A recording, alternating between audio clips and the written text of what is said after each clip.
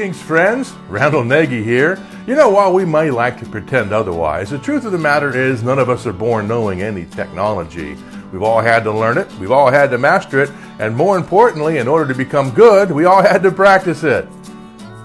After we've practiced any technology, certainly if we've trained ourselves, the next thing to do is make sure that we've covered both the width as well as the depth of whatever we've been working on. When it comes to learning Python, and certainly because Python changes so much between major dot revisions, when it comes to discovering just how much we've learned, I find the best thing to do is to go find somebody who has found the major topics and then review those major topics on my own. Of course, there's no better way to review a set of major topics than to review a question and answer series.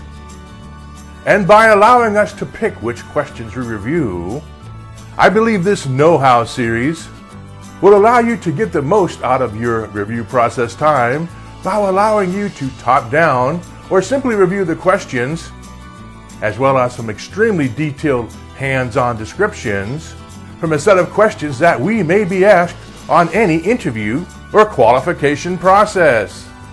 So no matter if you're looking for a personal review or looking for a set of questions that will help us move to the next level of Python mastery, thanks for watching, and may the source code be with us always.